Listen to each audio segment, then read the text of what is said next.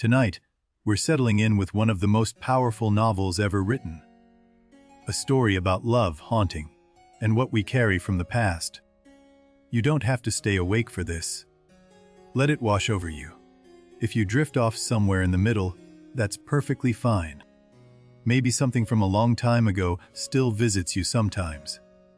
A memory that doesn't stay where you put it. That's what tonight is about. If the past sometimes feels heavier than the present, you're in good company tonight. This story understands that weight better than almost any other. Toni Morrison opens with 3 words that stop you cold. 124 Bluestone Road was spiteful, full of a baby's venom. Inside that house lives Sethe, a woman with a history so heavy most people keep a careful distance. She and her daughter Denver are alone there. Here's where it gets interesting. Why does no one come to 124? The neighbors know. The whole black community of Cincinnati knows what happened there. Denver is 18 years old and the world ends at the edge of the yard. She hasn't been to school in years. She has no friends. No future yet. The black community outside has shunned this house for 12 years. Not out of cruelty. Out of something that began as judgment and turned into something else. And this is the part most people miss. The story begins not with the haunting, but with a man coming up the road. Paul D. walking toward what scares him. Paul D. and Sethe haven't seen each other in nearly 2 decades. They are the only 2 left from Sweet Home. 20 years of not speaking stands between them. The ghost makes itself known almost immediately. The house shakes. A red light pulses. Paul D. stands his ground and speaks to it like a man who has faced worse. He walks the ghost out. The house goes still. Paul D. carries a tobacco tin in his chest where his heart used to be. He knows how to close things off. Something changes at 124 with Paul D. there. The air is different. Sethe notices herself breathing in a way she hadn't remembered she could. Stay with this. Denver is not glad the ghost is gone. She loved it in her way. It was company. And she isn't sure what Paul D.'s arrival means for her small, contained world. Paul D. suggests they go to the carnival. First time in years Sethe leaves the yard. The 3 of them walk to town. Their shadows fall on the road together. When they return from the carnival, there is a young woman sitting on a stump near the front door. Soaking wet, though it hasn't rained. She can barely hold her head up. Before we go further into 124, into what this stranger means, let me just step aside for a moment. One quick thing between you and me. If this feels like a good way to end your night, we're here every week with a new story. A subscribe and the notification bell means you'll always find us. Thank you now. Back to Ohio. Back to the stump outside 124, and the woman who knows things she shouldn't, and the question Sethe is afraid to ask. The young woman says her name is Beloved. She knows Sethe's name without being told. She can't explain where she came from or where she slept before. Denver attaches to Beloved immediately, fiercely. Here, finally, is someone who wants to hear her stories and sit beside her and know her. She won't question the strangeness. No calluses on her hands. No lines on her skin at all. She can barely walk, yet she seems to grow steadier each day. She has no past she can account for. Sethe hums a lullaby she made up when her children were small. A private song. A song no one else knows. Beloved hums it back to her, note for note. Paul D. is not at peace with Beloved in the house. She makes him uneasy in ways he can't explain. He finds himself moved to the cold house without knowing how he got there. Imagine baby Suggs Holy. Before all of this, an old woman with a bad hip who became a preacher in the woods, who helped former slaves remember their bodies were their own.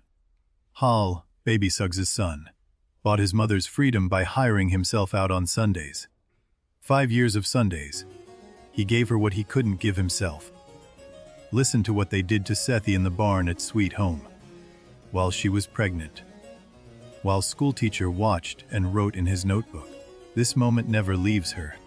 Baby Suggs threw a feast for 90 people. Blackberries, pies, roasted turkey. Too much, the community came, ate, and left feeling something they couldn't name. resentment, or shame. The morning after the feast, 4 men ride up the road. Schoolteacher, his nephew, the sheriff, a slave catcher. They have come for Sethe and her children. The Woodshed. When Sethe saw Schoolteacher riding up the road, she took her children there. She had one thought. They would not take her children back. She killed her baby girl, 2 years old, rather than let Schoolteacher take her back to sweet home. That is the act the whole novel circles around, that love. Schoolteacher turns his horse around. He won't take damaged property. A woman who does this is not a woman he can use. He rides away and never comes back. Sethe is arrested. She goes to jail with her surviving children. The black community is divided. Some understand. Some cannot. Most say nothing at all. Baby Suggs's response is the one that haunts. She doesn't rage. She doesn't explain Sethe's choice.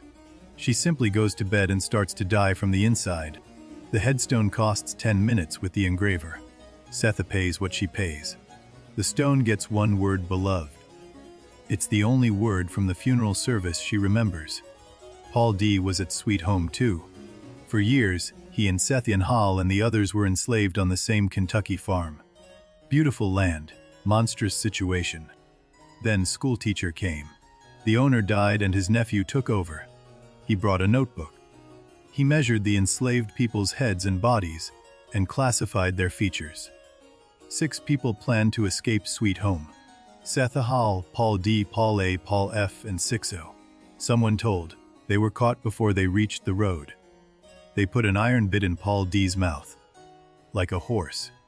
He had to walk like that past a rooster named Mr., who could go anywhere he wanted. Paul D could not. Paul D saw something terrible happen to Sethe in the barn. He was behind a tree. He could not intervene without being killed. He never told her he was there. Sethe ran alone, pregnant. Beaten so badly she could barely crawl. The milk for her baby at the next farm was all she thought about. Getting it there, getting it there. She met Amy Denver on the road. A white girl, poor, indentured, running north herself. They were 2 women with nothing, which was enough to make them sisters for one night. Amy looked at the wounds on Sethe's back. She didn't flinch. She said it looked like a chokecherry tree in bloom. She made it beautiful by naming it. Then she tended it. Denver was born on the Ohio River in the fog. Amy helped bring her into the world on a makeshift raft of branches. Between slavery and freedom, a baby arrived. Stamp Paid was waiting. He helped fugitives cross the river, had done it for years. He wrapped baby Denver in his wife's shawl and carried mother and child to safety. Baby Suggs heard them coming. She was at the door before they reached it. She washed Sethe's feet and gave her food, and didn't ask a single question. That is love. Paul D ended up in Alfred Jor Chain Gang. They slept in wooden boxes dug into the red clay earth. 46 men, chained at the neck, 6 feet underground. Rain flooded the boxes. Rather than drown, the men moved together. Chained neck to neck, they pulled each other out through the mud and ran. All 46, nobody left behind. Paul D walked north for years. He followed the North Star and the season's warmth. He moved, always moved. Motion was the only thing that kept the tobacco tin from rusting shut. Denver built herself a world inside the yard. Under the boxwood hedge, an emerald room of her own. It was enough, it had to be enough. It was her whole world. Denver went to school once. A boy asked about her mother, what she did. Denver went deaf for 2 years, not physically. The kind of deaf that's really a door shut from inside. Beloved speaks in fragments. Long, flowing sentences without punctuation. She talks about dark places and bridges and a woman's face she is trying to reach. It is a voice from somewhere else. Sethe and Paul D find their way toward each other in the evenings. Careful as people who've broken things before. They don't talk about Sweet Home. Not yet. Stamp Paid brings Paul D a newspaper. There's a picture. A story about a woman who killed her child. He can't read, but he knows the face in the sketch is Sethe. The story in the paper says an escaped slave woman killed her infant daughter. The white reporter called her face angelic. Paul D stares at the image for a long time. He goes back to 124 and confronts Sethe. She doesn't deny it, she explains. She says they were her best things, and she wasn't going to let schoolteacher dirty them. Paul D says the sentence that breaks the scene. He says she had 2 feet, not 4. He means she acted like an animal. He regrets it the moment it leaves his mouth. Paul D leaves 124. He doesn't go far. He sleeps at the church, then a friend's shed. He is in the neighborhood but not in the house. The tobacco tin stays shut for now. With Paul D gone, something shifts at 124. Beloved grows more solid, more present. She begins to want things, specific things. From Sethe. Only from Sethe. Sethe begins to miss work. Then she stops going entirely. She feeds beloved first. Always beloved first. She starts to miss meals herself without noticing. Denver watches it happening. She sees her mother growing thinner, beloved growing larger. She knows what beloved is. And she knows beloved will take Sethe if no one stops it. Morrison gives us pages written from inside beloved's consciousness. No punctuation. Long run-on sentences. The smell of flowers. The crush of bodies. Someone's face she has to reach. The face beloved keeps reaching for is her mother's face. She watched that face go away. She is trying to get back to it. Sethe's face is the face she lost. Sethe lets herself believe. She allows the idea to take root fully. This is her daughter come back. The relief of it is enormous, and it begins to kill her. Sethe stops going to the slaughterhouse where she works. Her employer sends word. She ignores it. The world outside 124 has stopped mattering. Only beloved matters now. Denver sees what no one else will see. Beloved is consuming Sethe. If Denver doesn't get help, her mother will die. She has to leave the yard. The thought terrifies her. Meanwhile, Paul D sits in the church and Stamp Paid finds him there. 2 men in a cold building talking about what men carry. What they've lost, what they can hold. Stamp Paid tells Paul D his own story. His wife was taken by their enslaver. Stamp Paid decided not to kill him. He chose to walk away instead. That walk was everything. Baby Suggs spent her last years in bed looking at color. She chose colors to think about. Pink, then blue, then a yellow she couldn't quite find. Joy reduced to its smallest form. Here's what the community never forgave itself for. The night before schoolteacher came, they had a warning. And they didn't send word to Sethe. They let their resentment speak instead. Ella organizes the women. 30 of them. She has her own history with things that shouldn't exist walking among the living. She knows this has to stop. She calls them to the yard. Before the exorcism, Denver steps out. She goes to Lady Jones and says 3 words. I need help. It is the hardest sentence she has ever spoken and the bravest. The gifts start appearing on the porch. A covered pot of beans. Cornbread wrapped in cloth. Preserves, no names attached. Just food left in the dark, the community returning. Mr. Bodwin is coming up the road in his wagon. Sethe, Denver, and Beloved are all at 124. The 30 women are at the gate. Every thread of the story pulls taut at once. 30 women stand at the gate of 124.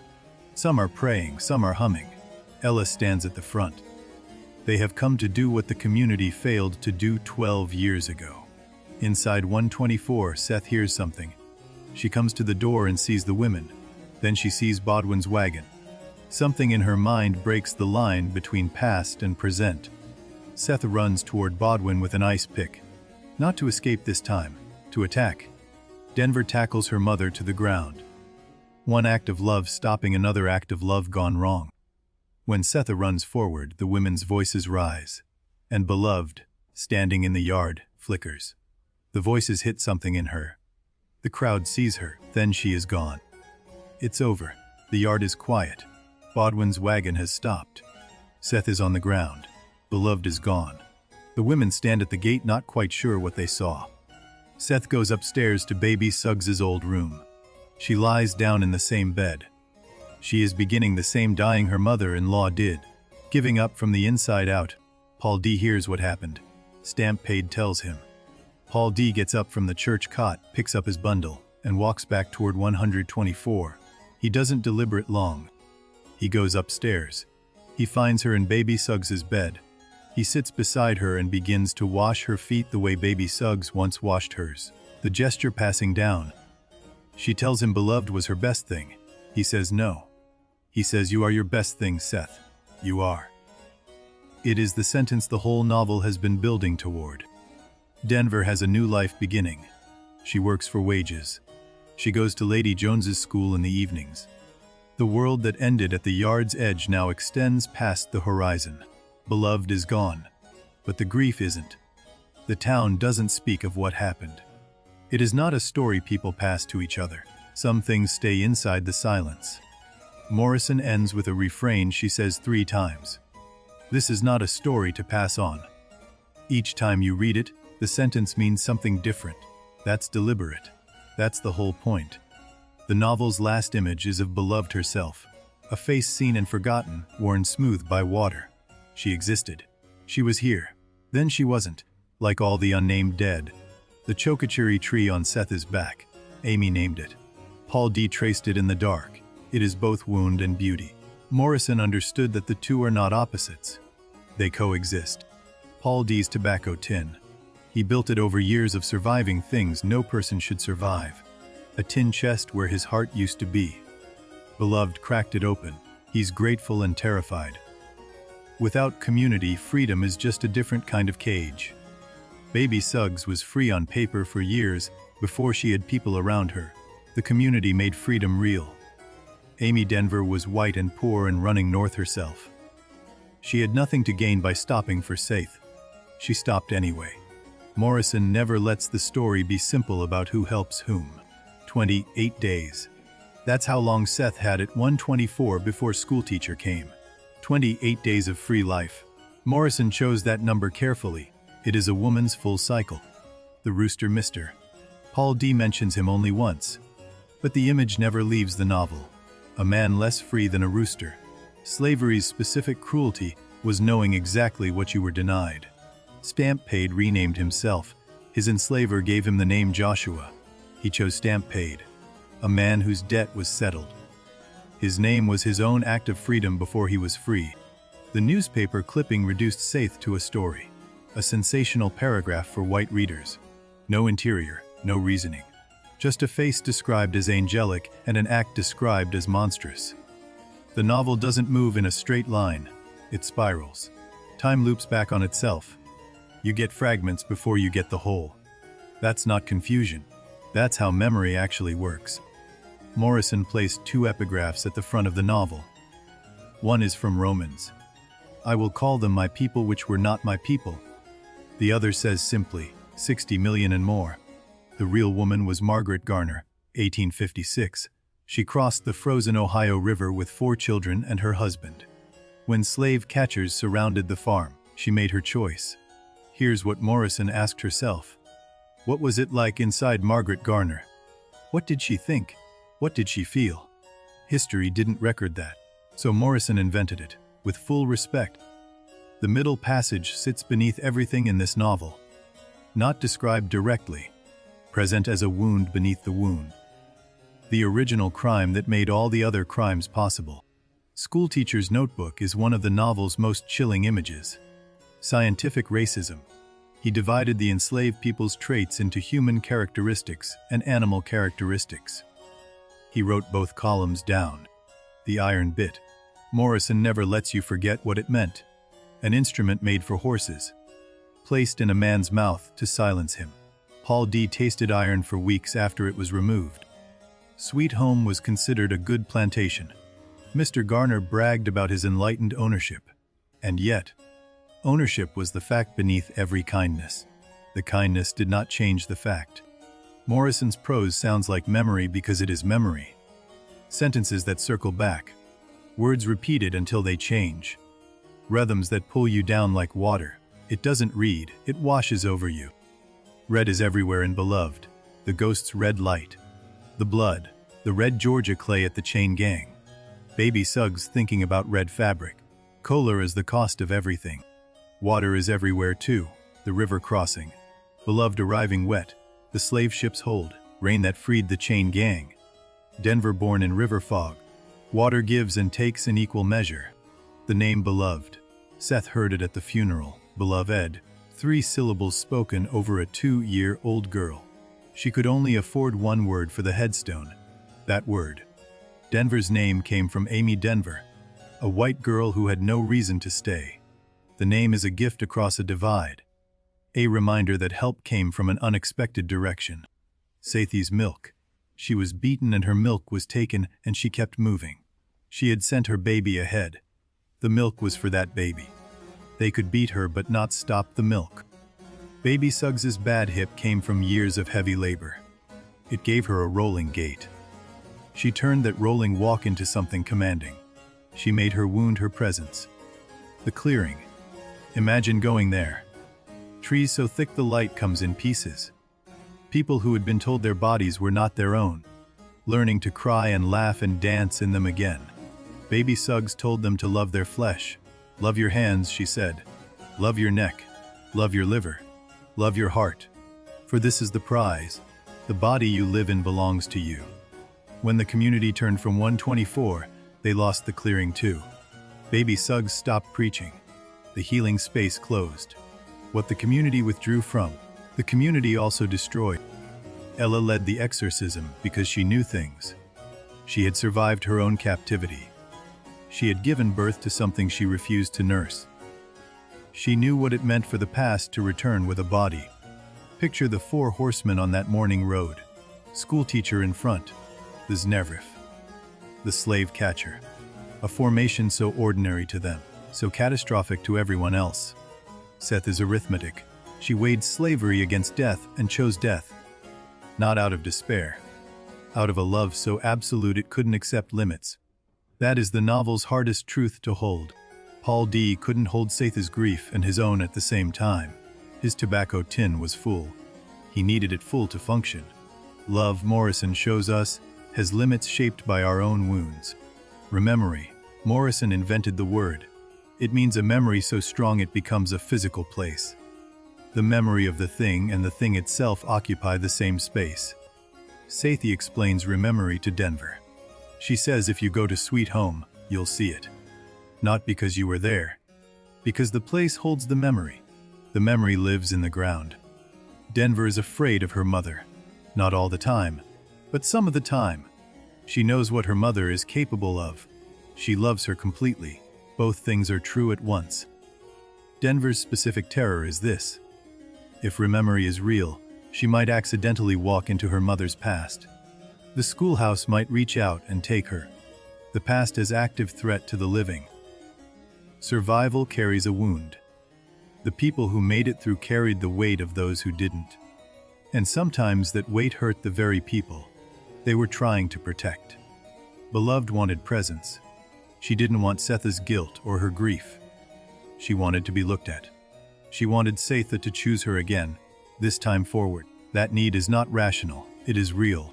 Sethe made a choice, then the choice unmade her. Then slowly, she began to be remade. That arc, choice, destruction, slow reconstruction, is what the novel calls survival. It takes the whole 60 minutes to say. Toni Morrison was born Chloe Ardelia Wofford in 1931 in Lorain, Ohio, a steel town on Lake Erie. A black family in a community that had weathered everything and was still standing. Her grandfather was a sharecropper from Alabama. Her grandmother dreamed in numbers, believed in visions. Ghost stories were not fiction in that house. They were information. Morrison was the first in her family to go to college. Howard University in Washington, D.C., then Cornell for graduate school. She studied literature and fell further into language. She took the name Toni in college, after St. Anthony. Chloe felt too intimate for the public world she was entering. Names, for Morrison, were always acts of intention. She married Harold Morrison, had 2 sons, divorced. She moved to New York with her boys and took a job at Random House, an editor who also happened to be writing novels on the side. At Random House she edited books by black writers, Angela Davis, Tony Cade Bambara, Muhammad Ali. She was building a library of black American life while building her own fiction alongside it. She published The Bluest Eye in 1970. Nobody paid much attention at first. She kept going. Sula in 1973. Song of Solomon in 1977. The attention grew with each book. so did the stakes. Song of Solomon won the National Book Critics Circle Award in 1977. People were paying serious attention now, and Morrison was circling something larger, the thing she hadn't written yet. The Blue Sty, Pecola Breedlove, a little black girl who prays for blue eyes so the world will love her. Written before anyone had named what it did to a child to grow up in that story. Sula Peace. Two women friends, Nell and Sula, who become each other's mirror. What happens when a woman refuses every definition society offers her? Morrison called it writing herself free. Song of Solomon, Milkman Dead, his great-aunt Pilate, the flying Africans of legend. A man learning to claim his full name, his full history, the wings his ancestors used to leave. Morrison came across a historical account. The Ohio State Penitentiary Report, Margaret Garner 1856, a small paragraph. An escaped slave woman, a dead child. She couldn't put it down. She also found a daguerreotype, a photograph of Margaret Garner. A face. Morrison stared at that face for a long time. She said the woman looked serene. She needed to know what was behind that serenity. She worked on Beloved for 5 years. She said it was the hardest thing she had ever done. She had to invent a language for something that had no language. She had to go to a place without maps. Beloved was published in 1987. Morrison was 56 years old. The novel came out into a world that wasn't entirely sure it was ready for what she had made. The Pulitzer Prize for 1987 fiction was announced. Beloved was not on it. 48 black writers signed an open letter of protest. They said the omission was an injustice. They were right. The following year, the Pulitzer came. Morrison was gracious. She said she was glad to have the prize, but she didn't need it to know what the book was. She already knew what the book was. In 1993, she won the Nobel Prize in Literature, the first African-American woman to receive it. Her Nobel lecture ran 15 minutes and is still read in universities around the world. Her Nobel lecture told a story about an old blind woman and some children who came to test her. They asked whether a bird in their hands was alive or dead. She said she didn't know. It was in their hands. The bird is language, Morrison said. The old woman is the writer. It is your bird. It is your language. What you do with it is up to you. We die. That may be the meaning of life.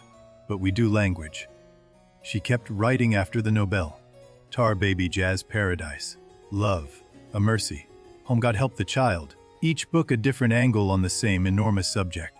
Black American life in its full complexity. Jazz came next in 1992. Set in 1920s Harlem, a love triangle that ends in a shooting. Told in a voice that moves like jazz itself, improvising around the central melody of obsession. Paradise came in 1997, an all-black town in Oklahoma. Men who built something pure and then destroyed it to keep it pure. Morrison on the violence of purity in any form, even black purity. A Mercy, published in 2008, went back further than Beloved 1680s Virginia. Slavery before it was codified by race. A young enslaved girl, a mother's terrible gift, an act of choosing that echoes Sethe's. Every Morrison novel circles the same questions. What does it mean to own yourself when the world says otherwise? What does it mean to love when love has been weaponized against you? Morrison said she wrote for black readers.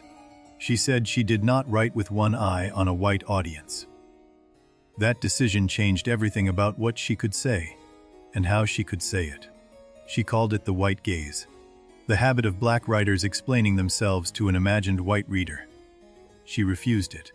She said, "I don't explain. My readers know." Playing in the Dark, her 1992 critical essays, argued that white American literature is haunted by the black presence it tried to ignore. The silence is also a text. The absence also speaks. She taught at Princeton for 17 years. She was the Robert F. Goheen Professor. She influenced a generation of writers in the classroom and insisted the work be taken seriously. Beloved has been challenged in schools and libraries many times. Morrison's response never varied. She said the discomfort a reader feels is not a reason to avoid the book. It is the book working. Without the discomfort, she said, there is no growth. You cannot understand something you have never allowed yourself to feel. The novel is designed to make you feel it. That is not a flaw. 60 million and more. That number. The historians estimate 60 million people died in the Middle Passage and in the conditions of slavery's first century, more than the Holocaust. The world doesn't speak of it that way. Morrison dedicated the book to them. Not to a person she knew, to 60 million strangers. The dedication is itself a kind of prayer, an acknowledgement of a debt that cannot be repaid, only witnessed. Beloved is a memorial in book form. It does what memorials do. It says these people existed. They had interior lives. They mattered. You may not have known them. You know them now. Morrison repeated one sentence 3 times at the novel's end. This is not a story to pass on. Said it once. Said it twice. Said it a 3rd time. Each saying slightly different in its meaning. Pass on has 2 meanings. To pass something on is to share it, transmit it, keep it alive. To pass on something is to skip it, avoid it, let it go. Morrison used both at once. The novel asks something of America. Not guilt. Something harder. Acknowledgement. Look at this. Know this happened. Carry this. Not as weight. As information about where you are standing. The 1998 film. Jonathan Demme directed. Oprah Winfrey produced it and played Sethe. She had read the novel in galley form and wept. She had to make the film. She understood something about Sethe. The film underperformed at the box office. America wasn't ready. Or the wrong people were in the theaters. The novel kept going. Films end. Books don't. Black maternal love under slavery. Morrison understood that it was the most compressed moral space imaginable. Every instinct toward protection operating in a world designed to make protection impossible. Paul D's wound was specifically about manhood. Slavery robbed him of the ability to protect anyone he loved. The tobacco tin was his answer. Don't love. Then there's nothing they can take. Denver's arc is the truest Bildungsroman in the novel. She begins inside a haunted yard and ends walking toward the future. She is the only character who moves cleanly through the story. She survives it whole. The women of the community. Their failure was also part of the story. They withdrew, they watched. Then, when it mattered most, they came. The story holds both truths without excusing either. What Ella knew was specific. She had survived a white man's captivity. She had given birth to something she called the hairy white thing, and refused to nurse. She knew what it meant to refuse the past a hold. The women hummed first, then they prayed, then someone started singing. The sound built. Beloved's hold on 124 loosened as the voices rose. Sound as the instrument of liberation. Music runs through African American history as resistance, as survival, as a way of saying things that could not be safely said aloud. The hum in the novel descends from a long line. Morrison's prose is musical. Her sentences have rhythm. Repetition is not error, it is refrain. She is building something that must be heard to be fully felt. This story sounds like something. In 2006, the New York Times polled writers and critics. What is the best American novel of the past 25 years? Beloved came first. Not close, by a significant margin. Colson Whitehead's Underground Railroad came out in 2016. It reimagined the literal existence of underground railroad tunnels beneath the American South. Beloved's shadow is present on every page. Jesmyn Ward's Sing Unburied Sing. A living boy and a dead boy haunting a Mississippi road. The ghost is historical wound. The debt Ward acknowledges to Morrison is visible in every chapter. Rememory as concept has entered literary criticism and even psychology.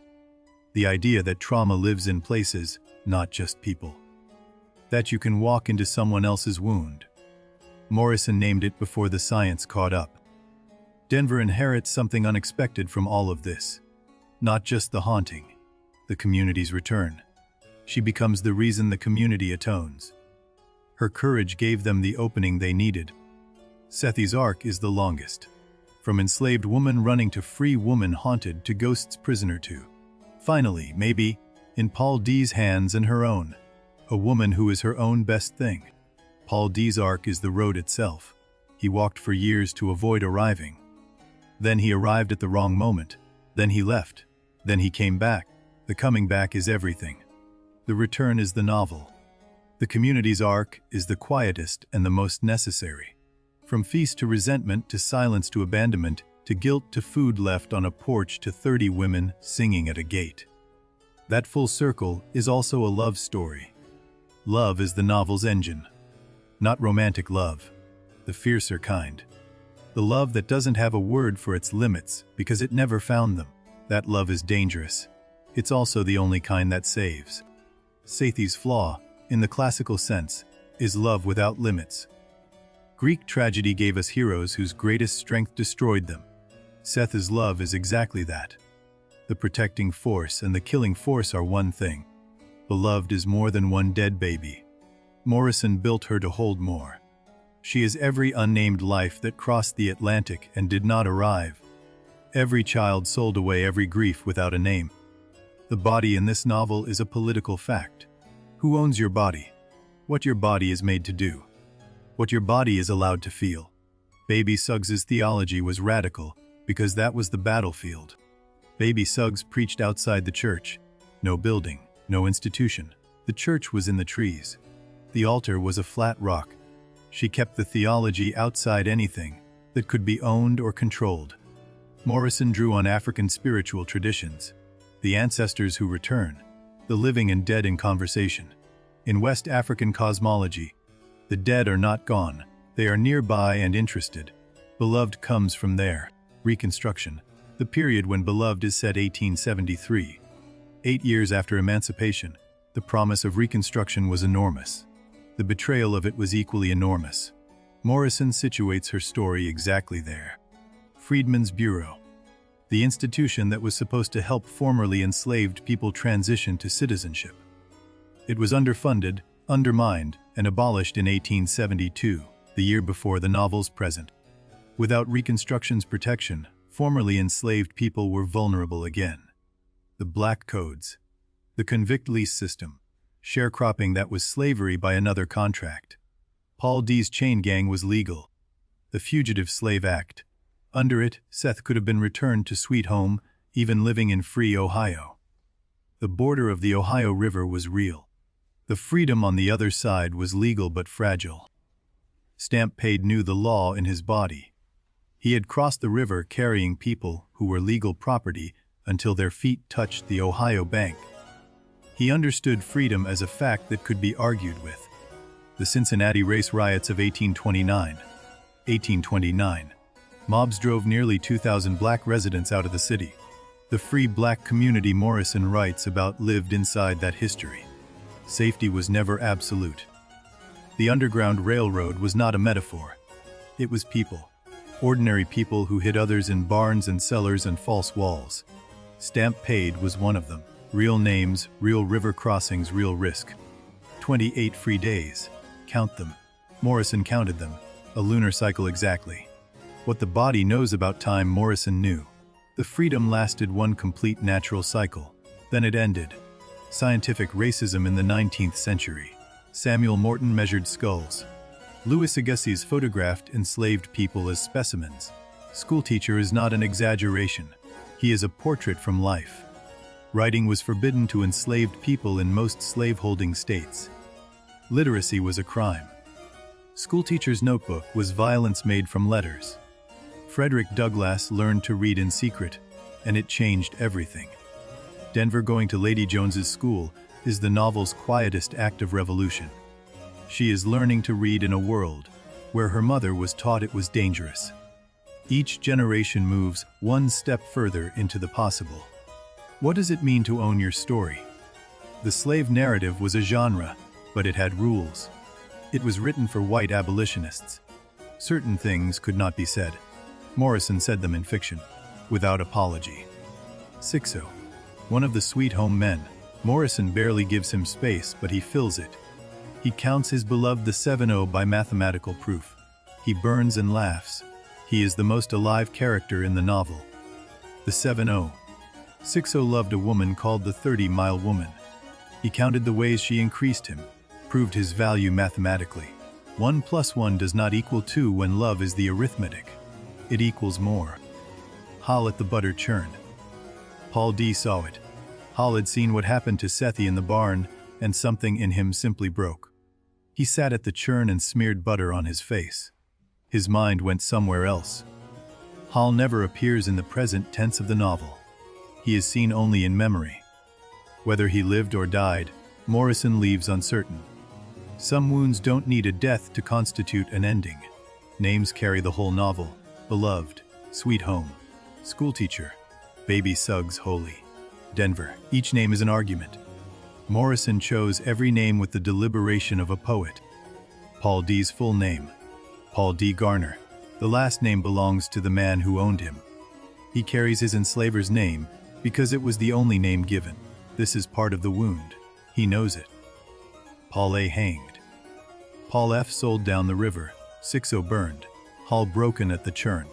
5 men who began together and were scattered and destroyed by the same system. Paul D. alone walked out. Without the backstory, the present makes no sense. Morrison understood this. She builds the past piece by piece, so that when you finally have the whole picture, the present is completely legible. The method is the message. The Margaret Garner case was tried under the Fugitive Slave Act. Her lawyers wanted her tried for murder. That would have made her a person. The court refused. She remained property. The law made its choice. Garner was sent back south, sold further. Her daughter Mary died on a steamboat crossing the Ohio River. Morrison knew all of this when she wrote Sethe's story. She knew the ending that history gave Garner. Morrison gave Sethe something Garner never got: a community that returned, a man who came back, a daughter who walked out into the world. The novel is a gift to the woman history abandoned. Before we leave the historical ground, sit with this. The novel was published 131 years after the event that inspired it. The wound Morrison described was still open when she wrote. It is still open now. The sentence that opens the novel is still the most famous first sentence in contemporary American literature. 120. 4 was spiteful. 11 words. It tells you the house is alive and malevolent. That is everything you need to know to begin. Rereading Beloved is a different experience from reading it first. The second time you know what the Woodshed holds. You see what is coming in every scene. The dramatic irony becomes unbearable. It is a richer book on the second read. Paul D.'s tobacco tin finally opens. After Beloved forces him from 124, after Stamp Paid's conversation, after he sits with what he feels, something gives. The tin opens. His heart is back, cracked open by what he could not control. What Morrison says about men and grief in this novel is specific. Paul D. couldn't cry for 20 years. He had to wall it off to survive. The release of that, the opening of the tin, is written as almost physical. The ghost at 124 was always specific, not general haunting, not atmospheric dread, a baby's spite, a venom that had a reason. The ghost was the first form Beloved took. Her anger came before her body. 2 boys ran away from 124 before the novel begins. Denver's older brothers. They couldn't live with the ghost. They left at 13 and 14. They chose the world over the house. Denver didn't get that choice. The novel's structure reflects its subject. It's fragmented because trauma is fragmented. It circles because memory circles. It repeats because grief repeats. The form is not a choice separate from the content. They are the same thing. Beloved speaks her own pages. The interior monologue sections have no punctuation, no conventional sentences.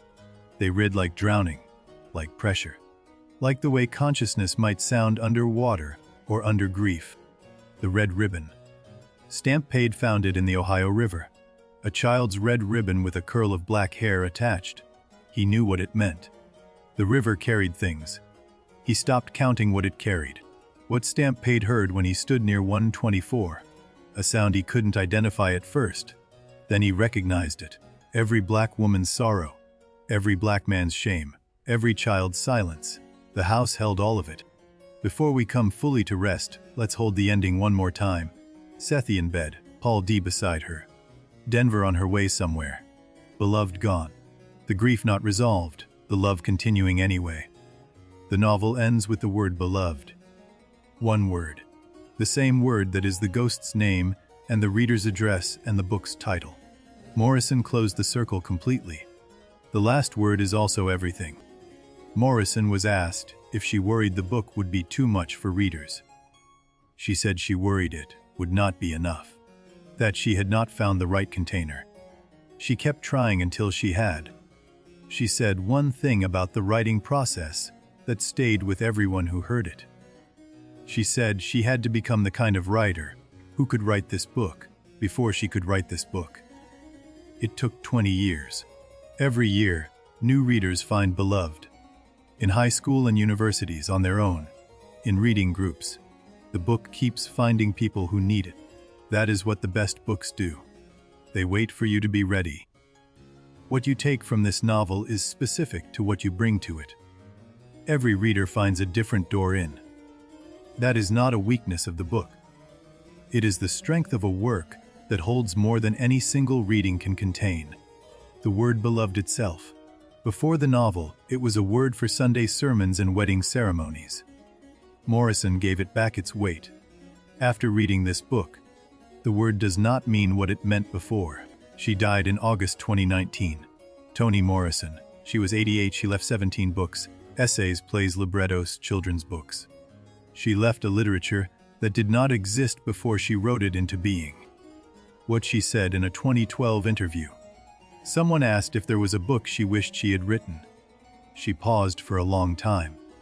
Then she said the book she wanted to write was the one nobody had written yet. She always was. What she left us is not just beloved. It is permission. Permission for Black writers to write for themselves. Permission for all writers to trust that the reader you need will find you. She proved both were possible. The 30 women came back, that moment. 30 women who had failed Sethe once, who came back when it mattered most. The novel's deepest argument may be about second chances, not for the individual, for the community. Anonymous care. The baskets on the porch. Nobody asked for credit. Nobody waited to be thanked. Just food left in the dark, picked up in the morning. That is what communities can be when they remember what they are for. The ending refuses comfort. Not all the way, but mostly. Sethe may recover. Beloved may return. The past is not sealed. Morrison won't pretend it is. The refusal of the easy ending is itself a form of respect. What does it mean that Beloved simply dissolves when the women pray and Sethe runs toward Bodwin? Morrison never fully explains. The ghost that returned with a body leaves without one. The how is less important than the what. Beloved, the word, the name, the ghost, the novel, the dedication, the last word on the last page. One word holding more than any word should be asked to hold. Morrison asked it to hold everything. It did. Let's slow down now. The story has been told. Let the images settle. What remains when a novel this big finds its ending is not silence. It's a different kind of listening. The central question of the novel is also one of the oldest questions. What do we owe the dead? Sethe's whole life was an answer she couldn't stop giving. What do we owe the living? Denver answered that one. Sethe's choice was not madness. Morrison worked very hard to make sure of that. The logic is brutal and coherent. You have to follow her arithmetic all the way. When you do, you understand even if you can't agree. Paul D. offers Sethe something specific, not absolution, not understanding of what she did, just presence. Just the willingness to sit with someone whose past is difficult. That is actually a great deal. Denver did the hardest thing in the novel. Not Sethe's act, that was its own terrible kind of courage. Denver's hardness was quieter. She walked through a gate she had been afraid of for 10 years.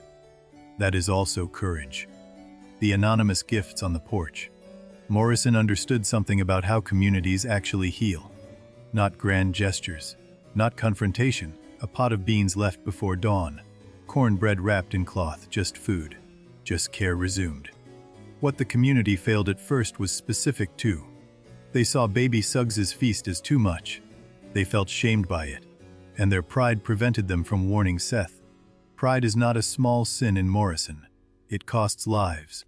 Baby Suggs's color meditation. She ended her days wanting to think about orange. Just orange. Not the color of anything specific. Orange is pure sensation. The smallest possible form of pleasure still available to her. The clearing in full, baby Suggs led them to cry first, then to laugh, then to dance. The sequence was deliberate. You had to go through grief to get to the dancing. She knew the order mattered. Freedom in the novel is not a destination. It is a practice. You do not arrive at it.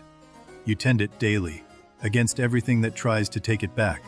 Baby Suggs understood this. The clearing was a weekly practice. Ohio as free state carried its own contradictions.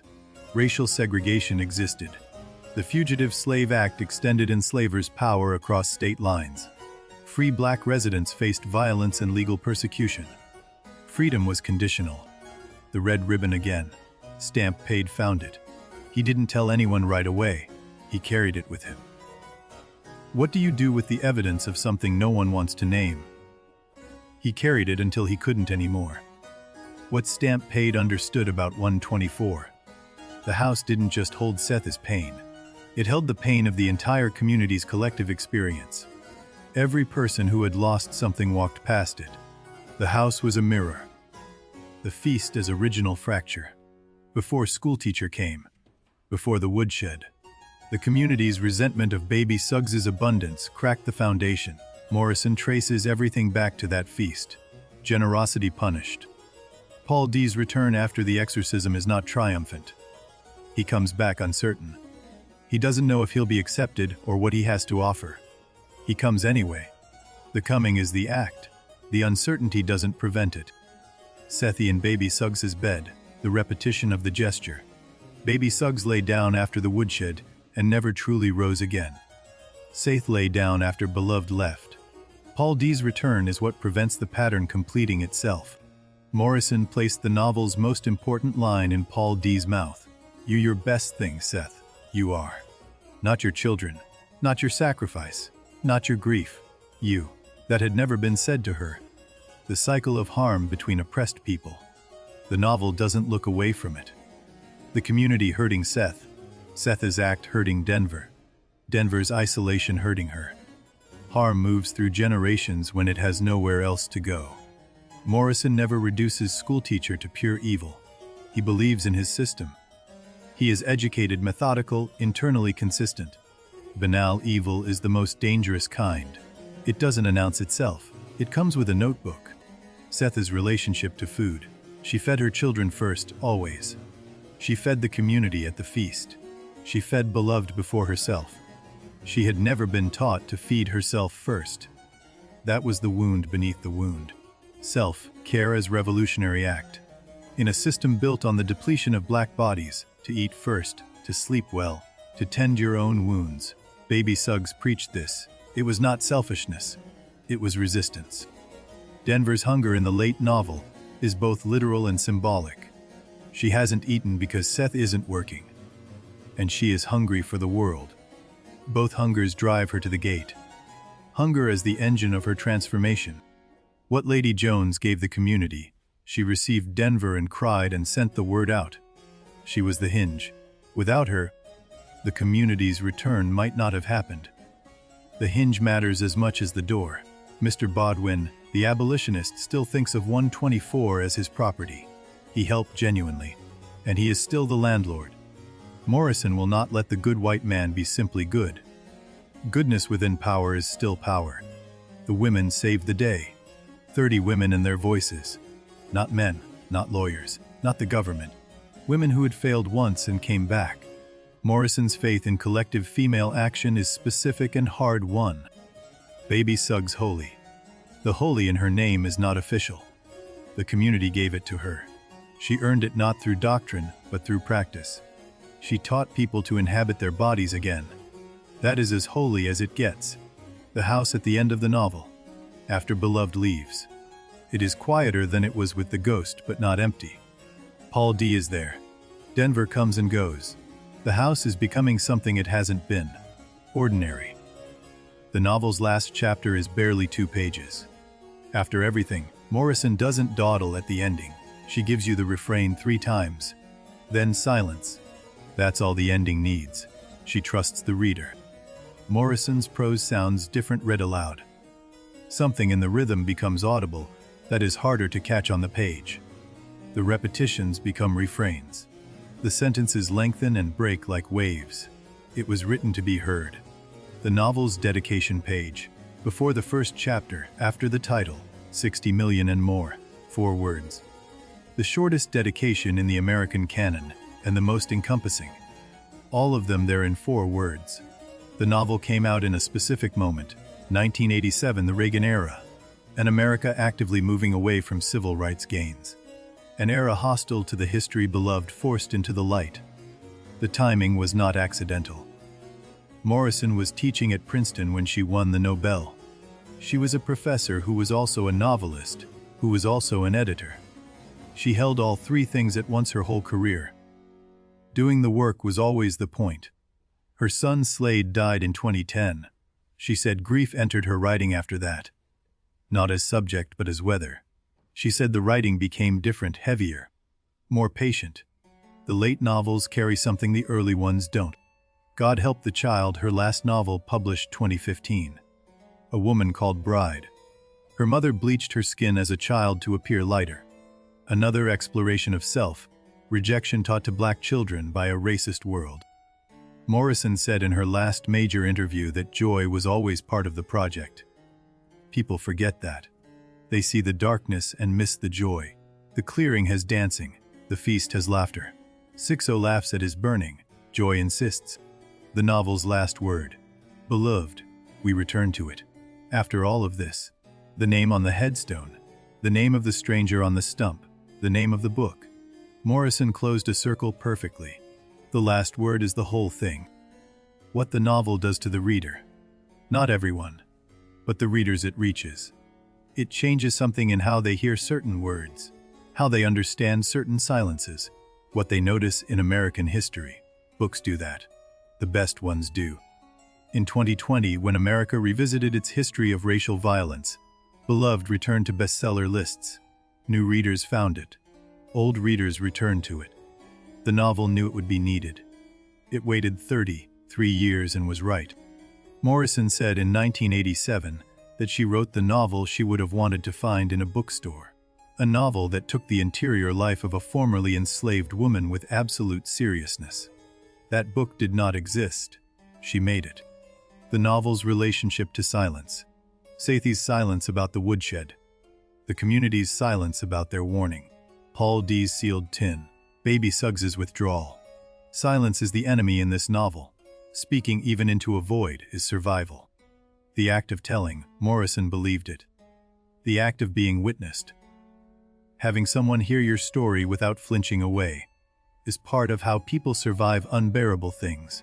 Paul D stayed long enough to hear. That was the first gift. Baby Suggs stopped believing after the woodshed. Not in God specifically. In the project of joy as a survival strategy. She had taught people to love their bodies, and then seen what that love allowed. She couldn't continue. What Morrison said about writing the woodshed scene. She said she had to put the book down for a month. She had to get far enough away to write it and then come back. Even for the author, it required distance. The novel is not comfortable. It was never meant to be. What would it mean to make a comfortable novel about slavery? It would mean lying. Morrison chose the truth. The truth is not comfortable. That is not a flaw. Sethe's daughters. The one who didn't survive. The one who did. Morrison gives both of them a full presence in the novel. The dead daughter gets her body back, however briefly. The living daughter gets her future. Both matter. The novel takes place mostly indoors, the house, the kitchen, the upstairs rooms, but the novel breathes outside too. The clearing, the Ohio River, the road. The outdoors is where transformation happens. The indoors is where it has to be survived. The novel asks nothing of you except attention. Give it your attention, and it gives you back something you can't fully name. That is what the best literature does. It deposits something in you. What it deposits is yours. The book is a love story, not a romance. A love story in the deepest sense. Between Morrison and her subject. Between a writer and the dead who had no one to write about them. The love and the dedication is real. What the novel leaves behind in you. Sethe's name, the word beloved, the clearing, the tobacco tin, the chocotry tree, the red ribbon, the baskets on the porch. These images stay. They live in a new memory, yours. Tonight you have carried the story of 124 Bluestone Road, of Sethe and Denver and Paul D. and baby Suggs, and the stranger who came from the river. That is not nothing. Hold it gently. Let it find its place in you. Beloved belongs to the world now. Not only to America, translated into 40 languages. Read on every continent. Its specific American wound speaks to everyone who has carried a history too heavy to put down. German readers came to Beloved through their own history of collective guilt and suppressed memory. A country that had reckoned with its atrocity found in Morrison a guide to the reckoning America had not yet done. In post-apartheid South Africa, the novel landed with particular force. A country also coming out of institutionalized racial horror, also trying to figure out what the past owed the present. The clearing as concept traveled. Morrison in conversation with Chinua Achebe. Things fall apart and Beloved share a project. The interior life of people history made invisible. The novel is the place where the voiceless find a voice. Two masterworks, same mission. The ghost story tradition in world literature. Hamlet's father. Heathcliff as Cathy's ghost. The Japanese Yurei. The West African ancestor spirits. Morrison joined a conversation as old as human storytelling. The dead returning is the oldest story. The haunted house tradition in American literature. Poe's House of Usher. Shirley Jackson's Hill House. Morrison's 124. Each house holds what its inhabitants cannot put down. Each house is a mind made architectural. Magical realism as a literary mode. Garcia Marquez Rushdie Morrison. The supernatural not as escape from reality, but as the only container large enough to hold certain realities. A ghost that is also history, that is magical realism's gift. Teaching Beloved requires preparation. Teachers who assign it typically spend a class on the history of slavery before the first chapter. You cannot enter the novel cold and understand what Morrison is doing. Context is not optional here. Student responses to Beloved across generations. The students of 1990 and the students of 2024 respond differently to the same novel. Each generation brings its own American moment to the reading. The novel absorbs them all. Morrison refused the idea that her novels were too difficult. She said the difficulty was the respect. She did not simplify because she did not condescend. Her readers could handle what she gave them. She was right. What Black women readers bring to Beloved is different from what any other reader brings. Recognition. The specific ache of seeing your history taken seriously. Represented without reduction. Loved without apology. Morrison wrote for that reader first. The novel in the Academy. Beloved is now among the most taught novels in American universities. It sits alongside Huckleberry Finn, The Great Gatsby, Moby Dick. That placement is not incidental. It is a statement about what American literature is.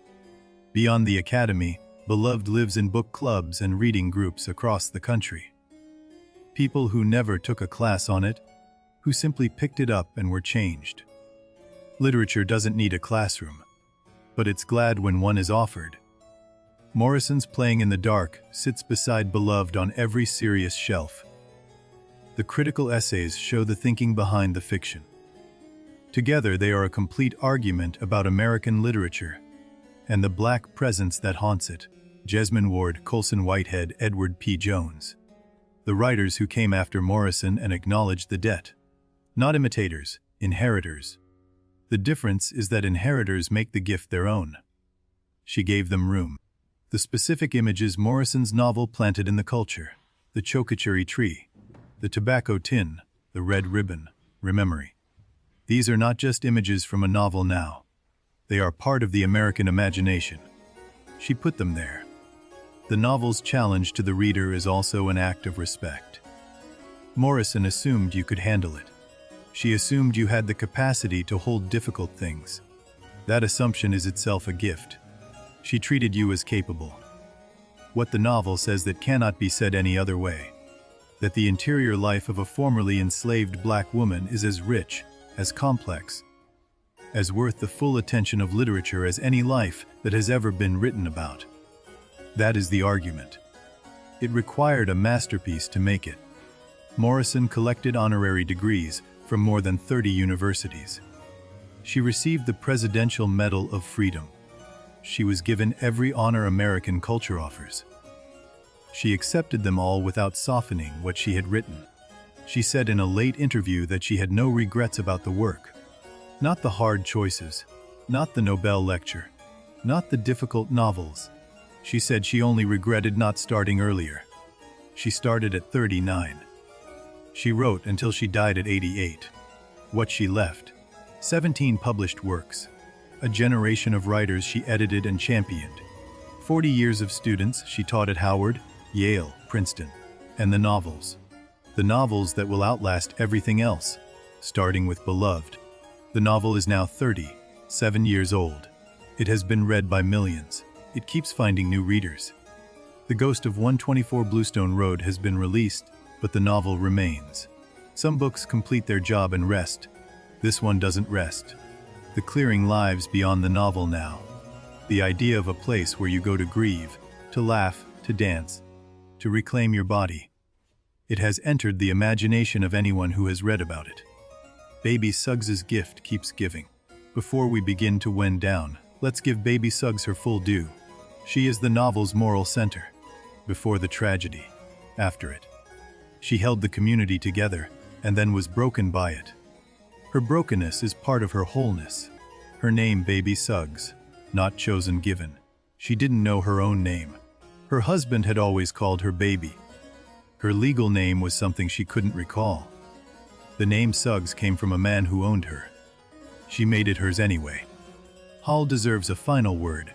He never appears in present time. We only know him through memory. He worked Sundays for 5 years to free his mother. He loved Sethe completely.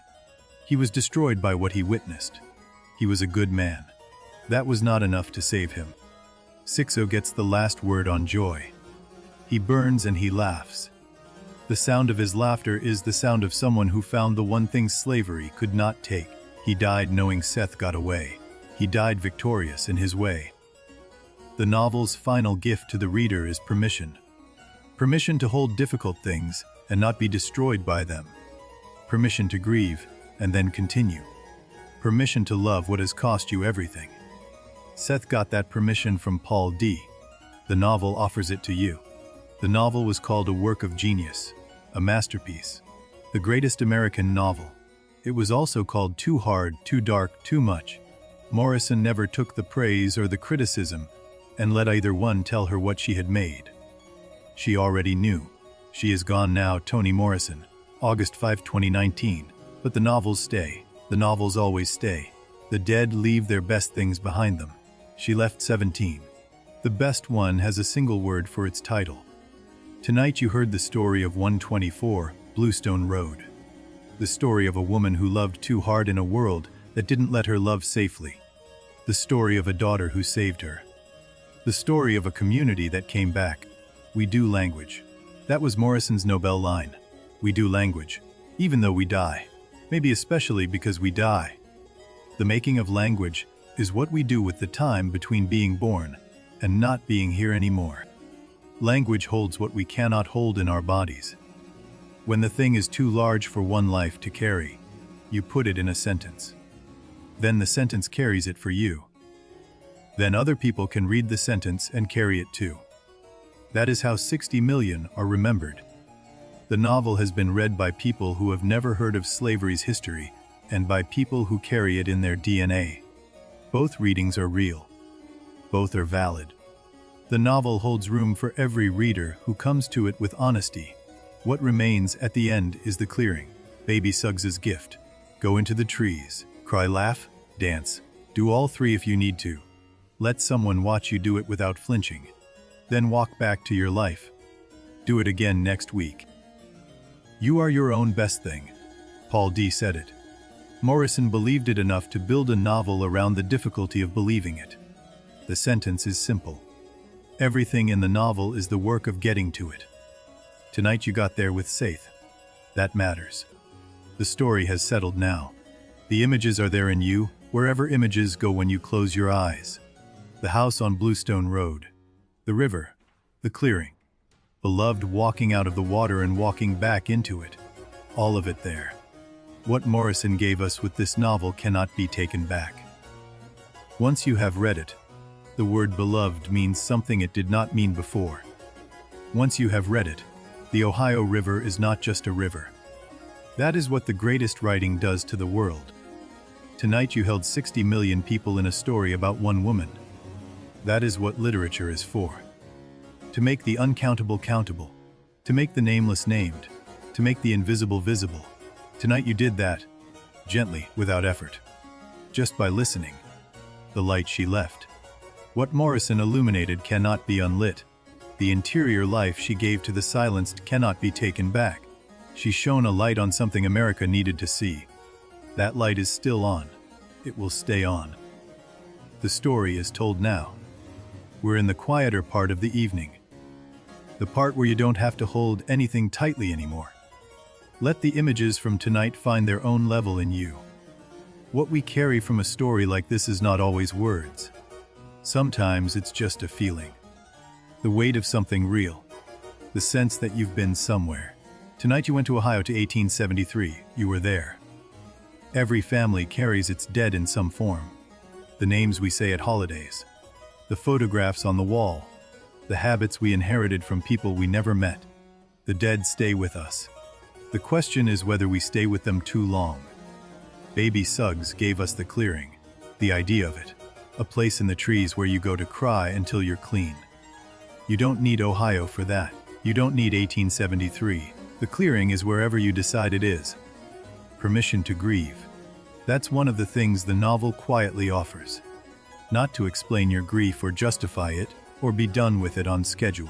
Just to feel it. Baby Suggs never set a timer on the crying. Sethe survived. That fact is enough. Not healed, not resolved, not arrived anywhere clean. She survived, which is its own kind of grace. Still here. Paul D. beside her. Denver out in the world. Enough. What love that continues looks like. Not perfect. Not certain. Not even comfortable. Just present. Just the decision to come back through the door after leaving. Paul D. came back. That is the whole story in one gesture. Denver is on her way somewhere. We don't know exactly where. Morrison left it open. The future is open for Denver in a way it has never been. That openness is the novel's gift to the youngest character. The world is waiting. The porch gifts. The cornbread and the beans and the preserves left in the dark by people who didn't wait to be thanked. That image stays. Anonymous care. The kindness that doesn't need an audience. That is the community at its best. The 30 women. Their hum rising in the afternoon. The sound building into prayer and then into something older. Living voices against a dead grip. That is how it ended. Community coming back to itself through sound. The hum. You don't need words for it.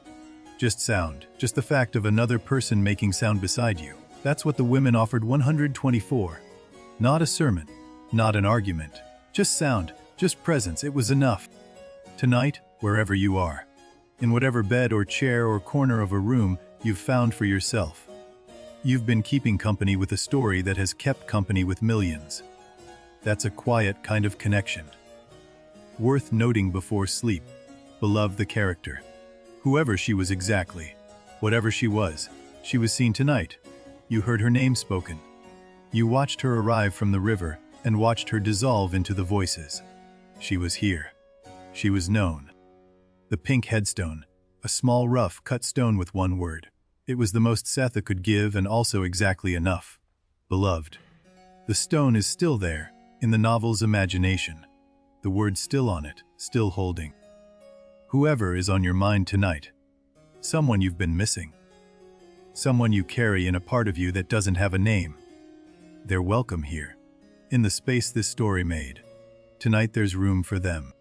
Memory doesn't leave, it changes shape. It becomes something you carry differently over time. Lighter sometimes. Sometimes the same weight but better distributed. The body learns to hold what the mind can't resolve. That's what time does. The chocachuri tree one last time. A wound that is also beautiful, a scar that flowered. Amy saw the beauty first. Morrison put it in the novel so we could see it too. Some things that hurt us are also remarkable. Both true at once. What Morrison wanted us to feel in the end is not guilt or despair. She wanted witness. She wanted acknowledgement. She wanted you to know this happened and carry the knowledge gently and keep living. She was very clear about that. The dedication. 60 million and more. You are now one more person who has carried them tonight, for an hour through a story. That is not nothing. That is exactly what the dedication was asking for. You did it, just by listening.